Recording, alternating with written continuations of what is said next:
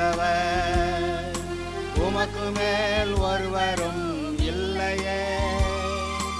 எல்லோருக்கும் மேலாக உயர்ந்தவர், உமக்கு மேல் ஒருவரும் இல்லையே.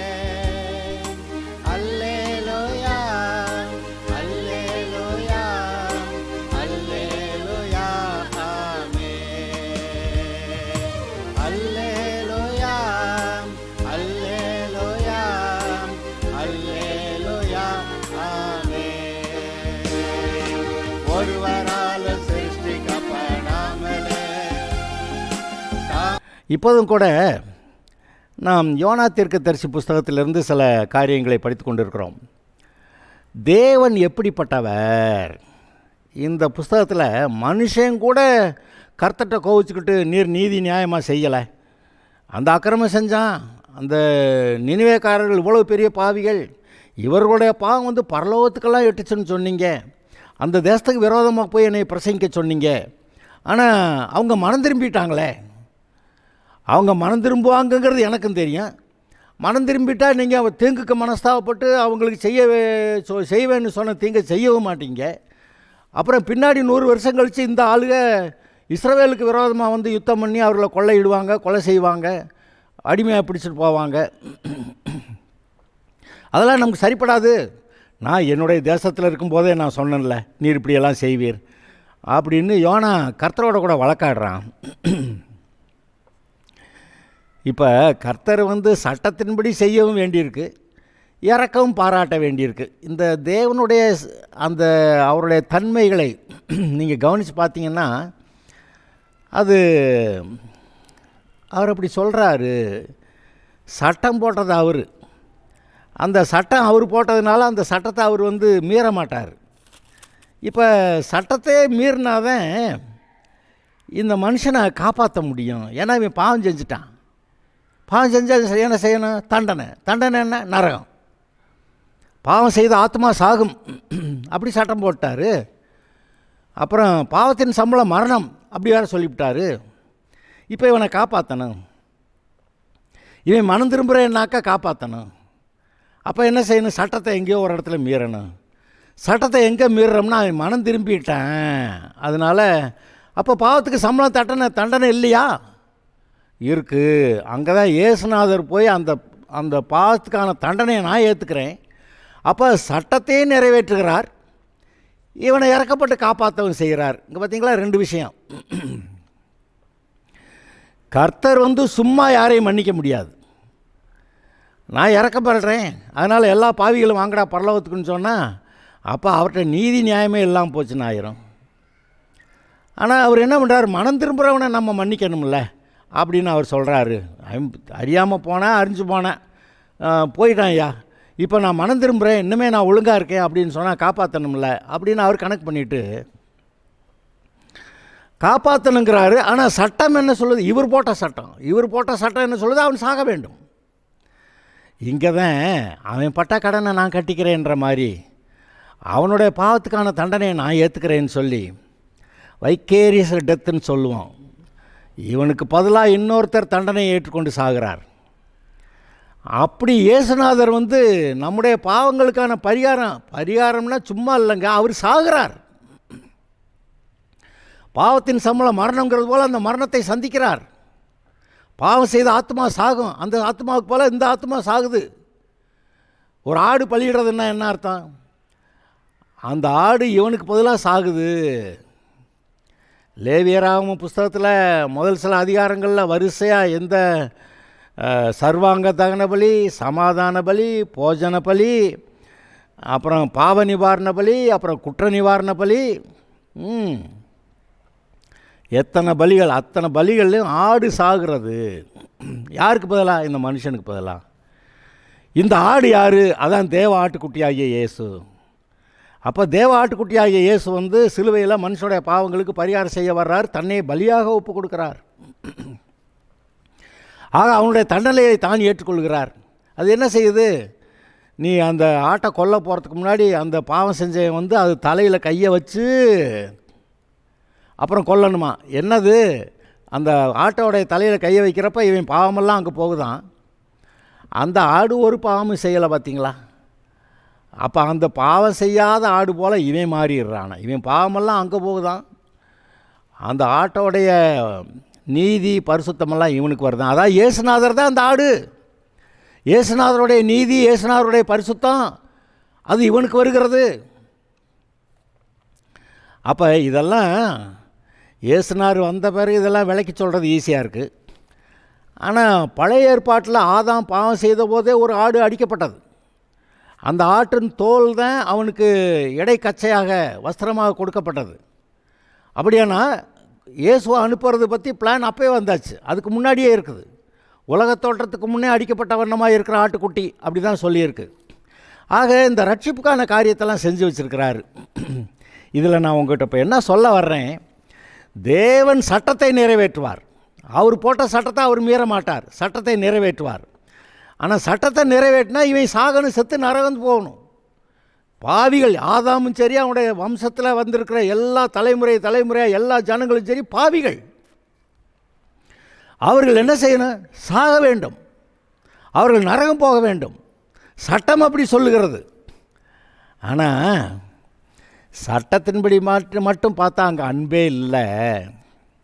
இப்போது நியாயப்பிரமாணத்தை பாருங்கள், சட்டம், அதில் அன்புங்கிற வார்த்தை இருக்குதுங்களா? அன்புங்கிற வார்த்தை இல்லைங்க. நீ இதில் ஒழுங்காக இருந்தால் அதில் ஒழுங்காக இருந்தால் அதில் இருந்தோட அதில் ஒழுங்காக இருந்தால் இதில் ஒழுங்காக இருந்தால் நீ பரலோகம் வரலாம். ஆனால் யாருங்க அந்த சட்டத்தை நிறைவேற்றினது?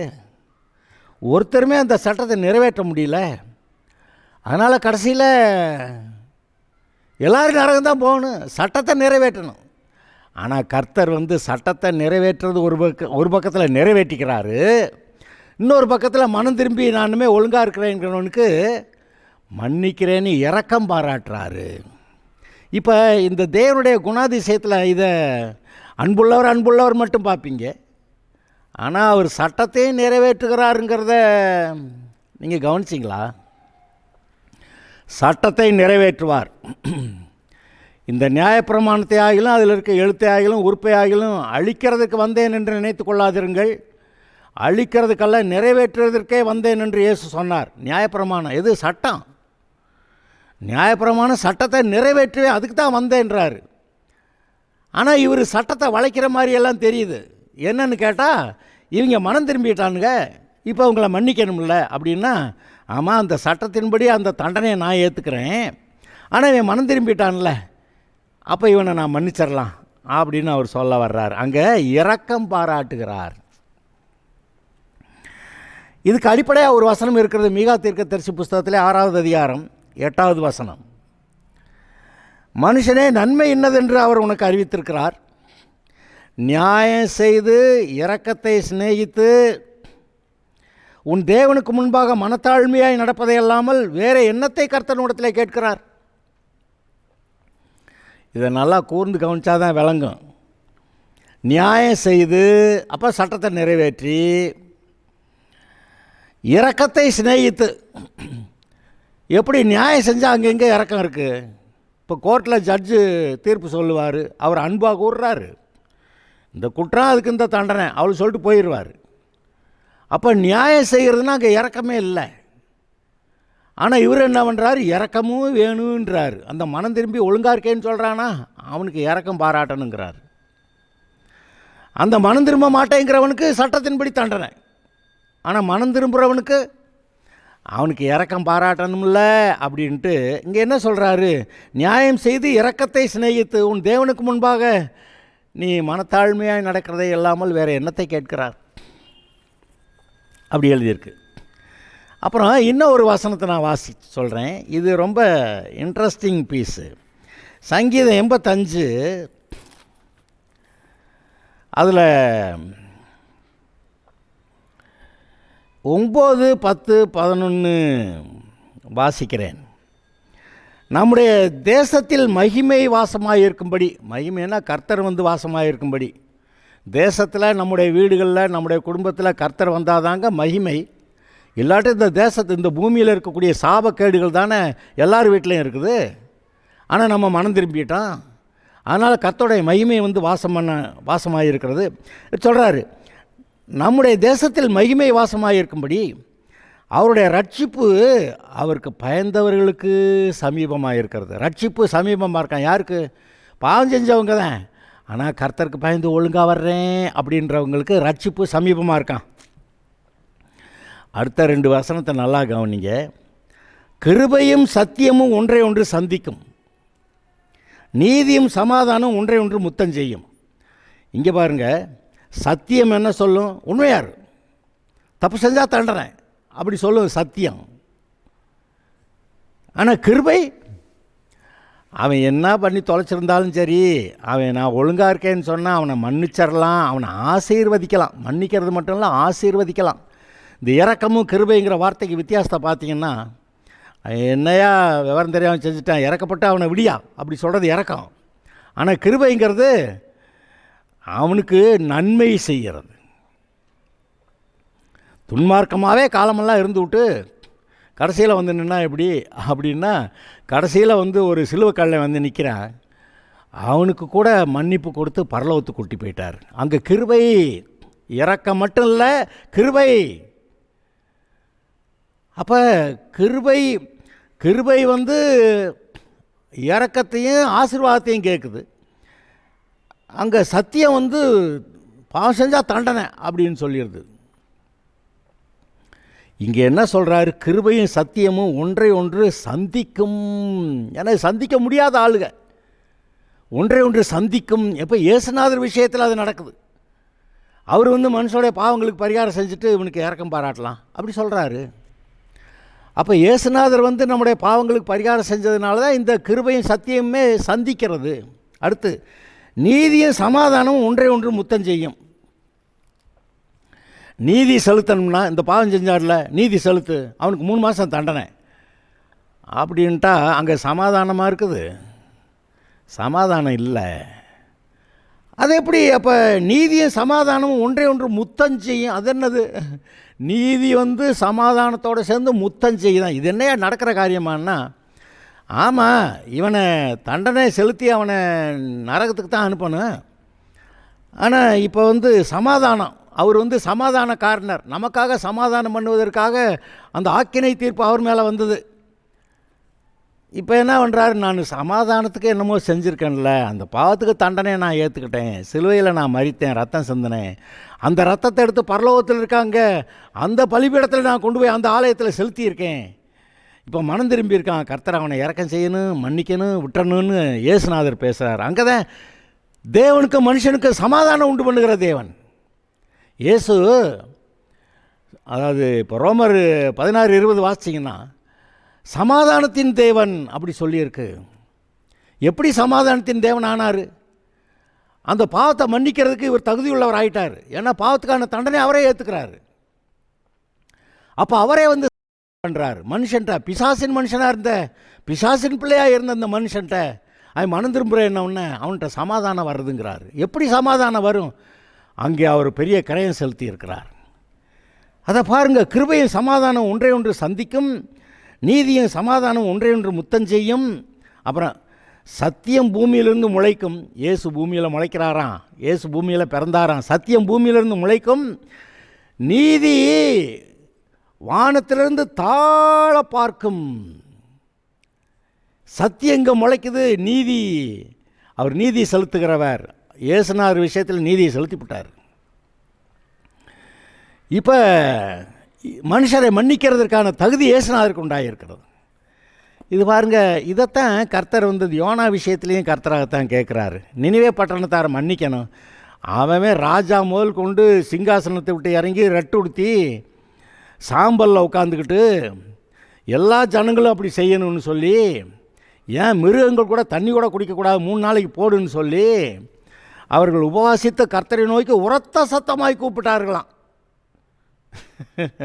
அப்புறம் கர்த்தரை என்ன பண்ணுவார் பாவம்? நம்மளை நோக்கி கூப்பிட்றாங்க, மனம் திரும்பிட்டாங்க. சரி, இப்போ இவங்களை காப்பாற்றணுன்னு கர்த்தர் வந்து செய்ய இருந்த தீங்கை செய்யாமல் இருந்தார். இப்போ யோனாவுக்கு கோபம் வந்துருச்சு. அது என்னது? இவங்க இஸ்ரவேல் ஜனங்கள் இல்லை, புறஜாதிகள், பாவம் செய்தவங்க, அந்த நிம்ரோது வகையரா தேவனுக்கு விரோதமாக இருந்தவங்க. அந்த அமலேக்கு எப்படி அவனுடைய கை தேவனுடைய சிங்காசனத்துக்கு விரோதமாக இருந்ததோ அதுபோல் இவங்கெல்லாம் உம்முடைய சிங்காசனத்துக்கு விரோதமாக இருந்தவங்க. உம்முடைய ஜனங்களாகி இஸ்ரவேலை அழிக்க போகிற ஒரு காரம் அப்படி ஒன்று வருது, அவங்கள எப்படி நீர் மன்னிக்கலாம் அப்படின்னு சொல்லி யோனாக்கு ரொம்ப கோபமே வந்துருச்சு.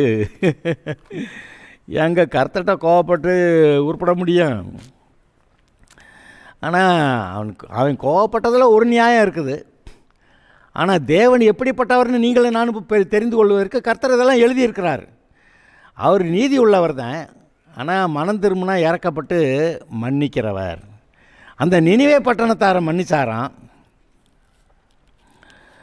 இவனுக்கு கோபம் வந்துருச்சு. கர்த்தர் கேட்குறாரு, ஏண்டா நீ எரிச்சலாக இருக்கிறது நல்லதோ அப்படின்னு அவர் கேட்டா. அவருக்கு பின்பு யோனா நகரத்திலிருந்து புறப்பட்டு நகரத்துக்கு கிழக்கே போய் அங்கே தனக்கு ஒரு குடிசையை போட்டு நகரத்துக்கு சம்பவிக்க போகிறதை நான் பார்க்க மட்டும் அதன் கீழ் நிழலில் உட்கார்ந்திருந்தான். அவனுக்கு என்ன, நம்ம போய் பிரசங்கித்தான் 40 நாளில் அழியும்னு. ஆனால் இவர் மன்னிக்கிறாரு. நான் விடமாட்டேன், நான் போய் அங்கே குடிசை போட்டு உட்காந்து கர்த்தர் அங்கே நியாய நீதி செலுத்துறதை நான் பார்க்கணும். இந்த மனுஷன் எவ்வளவு கடினமான இருதயமாளாக இருக்கான் பார்த்தீங்களா? ஆனால் தேவன் அவ்வளவு இரக்கமுள்ளவராக இருக்கிறாரு, மன்னிக்கிறவராக இருக்கிறாரு, திரும்ப சேர்த்துக்கிறாரு, ஆசீர்வதிக்கிறவராக இருக்கிறாரு. இதை தான் நீதி நியாயம் செலுத்துகிறவராக இருந்தாலும் அவர் இரக்கமும் செய்கிறாரு. பிதாவாகிய தேவன் நீதியை நிறைவேற்றுவார். குமாரனா இயேசு இந்த மனுஷனுக்காக பரிகாரம் செய்கிறேன்னு இங்கே தண்டனை ஏற்றுக்கிட்டார்.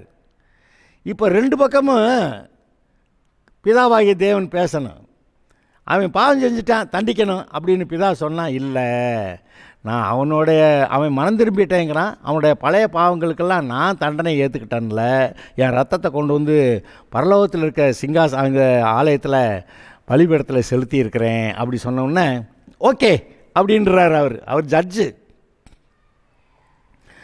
அப்போ பாவத்தை மன்னிக்கிறதுக்கு தேவனுக்கு தகுதி அதிகாரம் உண்டு.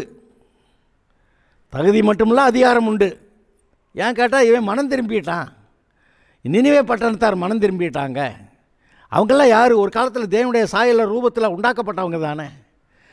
ஆனால் இந்த பிசாசு கடத்திட்டு போயிட்டான். தேவனுடைய பிள்ளைகளை பிசாசு கடத்திட்டு போயிட்டான். இப்போ அங்கே போய் மனம் திரும்புகிறேன்னா காப்பாற்றாமல் விடுறதா? இப்போ நீங்களும் அதுபோல் எங்கேயாவது இக்கட்டில் இருக்கீங்களா? காப்பாற்றப்பட முடியாதால், ஏன்னா நீதி நேர்மை நியாயமெல்லாம் பேசுனீங்கன்னா நீங்கள் நரகம்தான். ஏன்னா மன்னிக்கப்படவே முடியாது. சட்டம் பேசுனா நம்ம மன்னிக்கப்படுறதுக்கு, நம்ம பிழைக்கிறதுக்கு வாய்ப்பே கிடையாது. ஏன்னா நம்ம பாவிகளுங்க. எங்கள் கேளு, பாவமே செய்யாத ஆள் யாராவது சொல்லுங்க பார்க்குறேன். ஏசுனார் அந்த கூட்டத்தை பார்த்து சொன்னார், பாவமே செய்யாதே கல்லை விட்டு எரியாவ மேலே அப்படின்னு. அதை சொன்னோன்னா அவன் அப்படியே தன்னுடைய இருதயத்தில் குத்தப்பட்டு எடுத்த கல்லை கையில் இருந்ததை கீழே போட்டு பெரியோர் முதல் சிறியோர் வரைக்கும் அப்படியே சத்தம் காட்டாமல் போயிட்டாங்களாம். அப்போ எல்லாருமே பாவம் செய்தவங்க தான். அப்போ பாவம் செய்தவங்க இன்னொரு பாவம் செய்தவனை தண்டிக்கிறதுக்கு நியாயம் இருக்கா? பாவம் செய்தவர்களை தண்டிக்கிறதுக்கு தகுதியுள்ள அதிகாரமுள்ள ஒரே ஆள் கர்த்தர் மட்டும்தான். ஆனால் அவர் சொல்கிறாரு, மனம் திரும்புறியா, நான் உன் மேலே இறக்கப்பட்டு உன்னை மன்னிக்கிறேன் அப்படின்றார். அப்போ நீதியும் சமாதானமும் ஒன்றே ஒன்று முத்தம் செய்கிறது. சேரக்கூடாதவர்கள் சேர்கிறார்கள், நடக்கக்கூடாத காரியம் நடக்கிறது. தண்டிக்கப்பட வேண்டியவர்கள் மன்னிக்கப்படுகிறார்கள், நரகம் போக வேண்டியவர்கள் பரலோகம் வருகிறார்கள். அது தேவன் மன்னிக்கிறவராக இருந்ததுனால, இரக்கம் செய்கிறவராக இருந்ததுனால, கிருபை செய்கிறவராக இருந்ததுனால. இப்போது தேவன் நியாயாதிபதி தான், அதில் ஒன்றும் மாற்றம் கிடையாது. இவன் மனம் திரும்பலைன்னா நிச்சயம் நரகம் தான், போட்டு தாக்கிடுவார். ஆனால் மனம் திரும்பினா சரி மனம் திரும்பிட்டேன்றான், நாம் அவனை ஏற்றுக்கொள்ளலான்னு சொல்லி அவனை தான் தன்னுடைய ரத்தத்தால் கழுவி பரிசுத்தப்படுத்துறது மட்டும் இல்லை, தன்னுடைய வீட்டில் தன்னுடைய பிள்ளையாக வச்சுக்கிறாரு, தேவனுடைய பிள்ளைன்னு சொல்லிக்கிறாரு. பரலோகத்தில் இருக்கிற பொக்கிஷங்களுக்கெல்லாம், அந்த ஆஸ்திகளுக்கெல்லாம் நீ பங்குள்ளவன் அப்படி சொல்கிறாரு. கிறிஸ்துவோடு கூட உடன் சுதந்திரராமில்ல, அப்படி தானே எழுதியிருக்கு. அப்போ அவ்வளவு நன்மை செய்கிறேன்னு கர்த்தர் சொல்கிறாரே, அதெல்லாம் பார்த்தா தேவன் எவ்வளவு நல்லவர். இப்போ இந்த யோனா புஸ்தகத்தில் நீங்கள் ஒன்றை நன்றாய் புரிந்து கொள்ள நீங்கள் தீர்மானித்தால் இதை புரிந்து கொள்ளுங்கள். தேவன் நியாயப்பிரமாணத்தை கொடுத்தவர் தான், நியாயம் செலுத்துகிறவர் தான். சட்டம் அவர் போட்ட சட்டம், அதை நிறைவேற்றுவார். ஆனால் மனம் திரும்பினால் இரக்கம் பாராட்டுகிற தேவன் தான் செய்ய இருந்த தீங்கை செய்யாமல் இருந்தார். தீங்குக்கு மனஸ்தாபப்படுகிறவர், அப்படி தானே எழுதியிருக்கு, தீங்குக்கு மனஸ்தாபப்படுகிறவர், செய்ய இருந்த தீங்கை செய்யாமல் இருந்தார். எவ்வளோ நல்ல வார்த்தைகள் பார்த்தீங்களா? இந்த வார்த்தைகள் அப்படியே நமக்கும் பொருந்துதா இல்லையா? நான் இவ்வளவு நாளாக ஏதோ கேடுபாடாக பண்ணிட்டேன், ஐயோ ஆண்டவரே அப்படின்னா நான் இனிமேல் ஒழுங்காக இருக்கேன். இதே வார்த்தைகள் நமக்கு பொருந்துகிறது. யோனாவுக்கு கோபம்தான். திரும்ப வாசிப்பேன் என்ன இருக்குன்னு. அங்கே நகரத்துக்கு கிழக்கு போய் குடிசை போட்டு அங்கே உட்காந்துட்டானா. 40 நாளில் கர்த்தர் என்ன செய்கிறாரு நான் பார்க்கணும். அந்த பட்டணத்தை அழிக்கணும். இவனை பொறுத்த வரைக்கும் பட்டணத்தை அழிக்கணும். அப்போ கர்த்தர் யோனாவுடைய தலையின் மேல் நிழல் உண்டாயிருக்கவும் அவனை அவனுடைய மனமடிவுக்கு நீங்களாக்கவும், எப்படி அவனுக்கு கொஞ்சம் நிழல் கொடுத்து அவனை மனமடிவாய் போய் கிடக்கிறான், மனமடிவுக்கு நீங்களாக்கவும் தேவனாய கர்த்தர் ஒரு ஆமணக்கு செடியை முளைக்க கட்டளையிட்டு, ஆமணக்கு செடி அது பார்த்திங்களா, இப்போ நம்ம வச்சோம்னாக்க ரொம்ப சீக்கிரமாக வளர்ந்து பூ பூத்து காய் காய்ச்சிரும். இடம் கொஞ்ச நாளைக்கு முன்னாடி தான் இதை வச்ச மாதிரி தெரியுது, அதுக்குள்ளே இவ்வளவு தூரம் வளர்ந்துருச்சா அப்படின்னு ஆச்சரியப்படுற அளவுக்கு. அது இலைகள்லாம் கொஞ்சம் பெருசாக இருக்கும் பார்த்திங்களா, அது நிழலெல்லாம் கொடுக்கும். ஒரு ஆமணக்கு செடியை முளைக்க கட்டளையிட்டு அதை அவன் மேல் ஓங்கி வளர பண்ணினார். வழக்கமாக 3 மாதம் ஆகிறது கூட, இல்லை 2 மாதம் ஆகிறது கூட, அவனுக்கு ஒரே நாளில் 2 நாளில் செடி வளர்ந்து பெரிய நிழல் அங்கே கொடுத்துருச்சு. ஏன்னா இவர் வேலை பார்த்துருக்கிறாரு, இதில் ஒரு அற்புதத்தை பண்ணியிருக்கிறாரு. அந்த ஆமணக்கு செடியை முளைக்க கட்டளையிட்டு அதை அவன் மேல் ஓங்கி வளர பண்ணினாராம். இவர் சொன்ன மாதிரி செய்கிறவர். அந்த ஆமணக்கின் மேல் யோனா மிகவும் சந்தோஷப்பட்டான். வெயில் கொளுத்திக்கிட்டு இருக்குது. அந்த சமயத்தில் பார்த்தா ஒரே நாளில் செடி வளர்ந்து, அப்பா இவ்வளோ பெரிய நிழல் கொடுக்குது, ஆமணக்கு செடியே கர்த்தர் உன்னை ஆசீர்வதிப்பாராகலாம் சொல்லியிருப்பான்னு நினைக்கிறேன். ஏன்னா வெயிலில் உட்காந்து கிடக்கிறான். அப்போ அந்த ஆமணக்கு செடியின் மேல் அவன் சந்தோஷப்பட்டான் என்று எழுதியிருக்கிறது. ஆனால் என்ன நடந்துருச்சு, மறுநாளிலோ கிழக்கு வெளுக்கும் நேரத்தில் தேவன் ஒரு பூச்சியை கட்டளையிட்டார். அது இதுக்கும் கர்த்தர் தானா? சரி, அது ஆமணக்கு செடியை அரித்து போட்டது. அதனால் அது காய்ந்து போய்விட்டது. இவன் இந்த யோனாவுக்கு ஏதோ ஒரு பாடம் சொல்லிக் கொடுக்கணும்னு நினைக்கிறார். ஒரே நாளில் முளைச்சிப்போ இவனுக்கு நல்ல நிழல் கொடுத்துருச்சு. இந்த ஆமணக்கு செடி மேலே இவனுக்கு ரொம்ப சந்தோஷம், நல்ல ஆமணக்கு செடி எனக்கு நிழல் கொடுக்குது அப்படின்னு அவன் சொல்லிக்கிட்டு இருக்க, இப்போ திடீர்னு ஒரு பூச்சி கட்டளையிட அது அந்த பூச்சி அந்த ஆமணக்கு செடியை அரித்து தின்றுச்சான். நிழல் இல்லாமல் போச்சுங்க. சூரியன் உதித்த போது தேவன் உஷ்ணமான கீழ்காற்றை வேற கட்டளையிட்டார். சும்மாவாவது இருந்திருக்கலாம். உஷ்ணமான கீழ்காற்று வேற, அதை வேற அடிக்கட்டும்னு கர்த்தர் சொல்லிட்டார். அப்பொழுது வெயில் யோனாவுடைய தலையில் படுகிறதுனால் அவன் சோர்ந்து போய் தனக்குள்ளே சாவை விரும்பி, நான் உயிரோடு இருக்கிறதை பார்க்கல சாகிறதே நலமாக இருக்கும் என்றான். அதைத்தான் முதல்ல சொன்னான். நான் இப்படி உயிரோடு இருக்க முடியாது, எனக்கு விருப்பம் இல்லை, என்னை எடுத்துக்கொள்ளும் அப்படின்னு சொன்னான். இப்போ சொல்கிறான் உயிரோடு இருக்கிறதை பார்க்கல சாகிறது நலமாக இருக்குங்கிறான். ஏன்னா கர்த்தர் நீதி செய்யலாம். அதான் இவனுக்கு பிரச்சனையெல்லாம் என்ன, இதே நினிவே ஜனங்கள் 100 வருஷம் கழித்து இஸ்ரவேல் ஜனங்களை அழிக்க வருவாங்களே, அதை எப்படி விடலாம்? அப்போ இஸ்ரவேல் ஜனங்கள் மேலே இருக்க பிரியத்தினால அந்த ஜனங்கள் சாகட்டும்ன்றான். ஆனால் தேவன் அப்படிப்பட்டவர் அல்ல. யாராக இருந்தாலும் மனம் திரும்பினா காப்பாற்றுறேன்றார். ஏன் இஸ்ரவேல் ஜனங்கள் மனம் திரும்பினா அவங்களையும் காப்பாற்றுவார். ஆக இதில் மனம் திரும்பக்கூடாதா? ஆனால் யோனாவுக்கு என்ன, ஏன் ஜானம், ஏன் ஜாதி, ஏன் ஜானம், அவங்களுக்கு பாதுகாப்பு வேணும். அதுக்கு பதிலாக இவன் எப்படி, நான் சாகிறது தேவையில்லைன்னு இவன் போய் அந்த கப்பல் ஏறி அந்த கடலுக்குள்ளே தூக்கி போடுன்னு சொல்லி, அந்த சமுத்திரத்துக்குள்ளே தூக்கி போட சொல்லி, அந்த மீன் வயிற்றுக்குள்ளே போய் நின்று பாதாளத்திலேருந்து ஜெபம் பண்ண நினைக்கிறான். அப்படியானா அந்த இஸ்ரவேல் ஜனங்கள் பிழைக்கணுங்கிறதுக்காக நான் நினிவேக்கு போய் பிரசங்கிக்க மாட்டேன், இங்கே சமுத்திரத்தில் சாகிறதுக்கு ரெடி. அப்போ அந்த ஜனங்கள் மேலே எவ்வளோ வைராக்கிய வாஞ்சையாக இருந்திருக்கான். தேவன் அப்படித்தானே இந்த ஜனங்களை காப்பாற்றுவதற்காக வைராக்கிய வாஞ்சையாக இருந்து இந்த யோனா போய் சாக போகிறேன்றான். அதே போல் இயேசு தன் ஜீவனை கொடுத்தார், அவர் செத்தார். இதில் தான் தேவனுடைய அன்பு விளங்குகிறது. ஆனால் நம்மால் யோனா இருக்கானே, அதெல்லாம் முடியாது அப்படி சொல்கிறான். அப்பொழுது தேவன் யோனாவை நோக்கி, நீ இந்த ஆமணக்கு நிமித்தம் எரிச்சலாக இருக்கிறது நல்லதோ என்றார். எப்பா, இந்த ஆமணக்கு ஒரு நாளில் முளைச்சிச்சு, அடுத்த நாள் பூச்சி தின்னுடுச்சு. இப்போ இந்த ஆமணக்கு மேலே உனக்கு அம்புட்டு எரிச்சல், அது ஏன் அப்படி பூச்சி அரிச்சு செத்து போச்சு, இப்போ எனக்கு நிழல் இல்லை அப்படின்னு ஆமணக்கு மேலே அவனுக்கு ரொம்ப கோபம். அதற்கு அவன், நான் மரண பரியந்தமும் எரிச்சலாக இருக்கிறது நல்லது தான் என்றான். கர்த்தரோட கூட கடைசி வரைக்கும் வழக்காடுற ஆளுவேன். அதாவது தான் ஜனங்களுக்கு எப்படி தீங்கு வரலாம் அதை நீர் விடுவீர். ஏன்னா இஸ்ரவேல் ஜனங்கள் அது பாவம் செய்வாங்க, அப்போ இந்த நினிவே ஜனங்களை வச்சு அவங்கள அடிப்பீர். தான் ஜனங்கள் காக்கப்படணும்னு விரும்புகிறான். ஆனால் அதில் ஒரு நீதி, இவன் பேசுகிறதுல ஒரு நீதி இல்லை. பார்த்தீங்களா, அங்கே கர்த்தருடைய வார்த்தையிலே நீதி இருக்கிறது, அங்கே பரிசுத்தமும் இருக்கிறது, இரக்கமும் இருக்கிறது. நீதியும் சமாதானமும் ஒன்றை ஒன்று முத்தஞ்செய்யும், சந்திக்கக்கூடாதவைகள் சந்திக்கும். அங்கே கிருபையும் இரக்கமும் அது சந்திக்கும்ங்கிறார். கிருபையும் சத்தியமும் ஒன்றை ஒன்று சந்திக்கும். அதெல்லாம் சந்திக்க முடியாது. சத்தியம்னா சட்டம் பேசிடும், அதில் எந்த மாற்றமும் கிடையாது. பாவம் செஞ்சானா தண்டனை. ஆனால் கிருபை இல்லை வேண்டாம் விட்டுறலாம், மனம் திரும்பிங்கிறான். இப்போ 4 பேர் சொல்லுவாங்கள்ல, சண்டை போட்டுக்கிட்டு இருக்க ஒருத்தன் போட்டு அடிச்சுக்கிட்டு இருந்தானே, விடுப்பா, என்னத்தை பெரிய செஞ்சு விட்டான், உலகத்தில் செய்யாத செஞ்சு விட்டான், சரி போ மன்னிச்சு விட்டு, அவன் சின்ன பையதான விவரம் தெரியாமல் செஞ்சுட்டான், நீ விட்டுருப்பா அப்படின்னு சொல்லி இரக்கம் பேசுவாங்கள்ல. அங்கே இந்த இரக்கம் பேசுகிற காரியமும் கர்த்தரால் உண்டாகிறது, சட்டம் பேசுகிறதும் கர்த்தரால் உண்டாகிறது.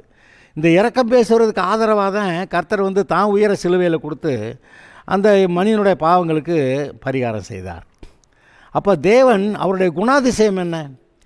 தேவன் பரிசுத்தர், அவர் பரிசுத்தமாக இருப்பார். யார் தப்பு பண்ணாலும் அசுத்தம் வந்தாலும் தீட்டிடுவார்,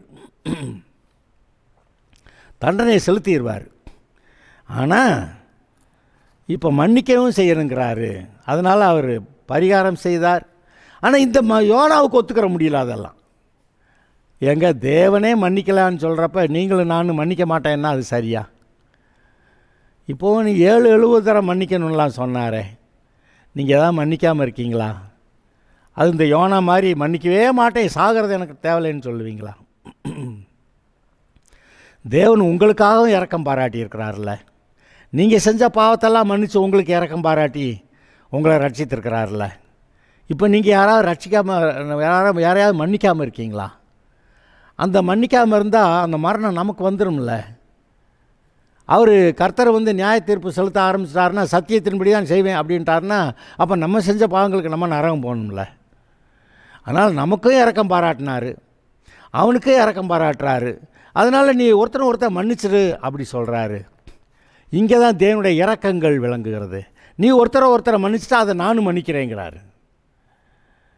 எப்படி? நீங்கள் ஒருத்தரை மன்னிச்சிட்டா நானும் அதை பரலோகத்திலேருந்து அதை மன்னிக்கிறேங்கிறாரு. நீங்கள் மன்னிக்கலைன்னா நானும் மன்னிக்கலை, அப்போ தண்டனை நிறைவேற்றணும், அப்போ ஒருத்தன் நரகம் போகணும். அதனால தான் கேட்குறாரு, அவர் கேட்குறாரு, நான் உன்னே பாவத்தை மன்னிச்சிட்டேன்ல, அப்போ நீ அவனுக்காக இறக்கப்பட்டு அவனை மன்னிச்சிரு, அப்போனா நான் அவனையும் மன்னிக்கலாம், அவனையும் பரலோகத்துக்கு கூட்டி போகலாம் அப்படின்னு கேட்குறாரு. அதனால தான் அந்த கர்த்தருடைய ஜெபத்தில் நாங்கள் எங்களுடைய பிறர்களுக்கு நாங்கள் மன்னிக்கிறது போல் நீங்கள் எங்களுடைய பாவ குற்றங்களை எங்களுக்கு மன்னியும். அதாவது ஒரு கண்டிஷன் வருது பார்த்தீங்களா, நாங்கள் மன்னிக்கிற மாதிரி நீங்கள் எங்களுக்கு மன்னியும் அப்படி சொல்கிறாரு அந்த ஜெபம், அப்படி சொல்லுது. அதுபோல் நாமும் தேவனை போல இரக்கமுள்ளவர்களாக இருந்து மன்னிக்க வேண்டியவர்களுக்கு மன்னிப்போம், தேவனோட கூட சேர்ந்து நடப்போம். அவர் நம்மை ஆசீர்வதிப்பார். அல்லேலூயா. Okay, God bless you.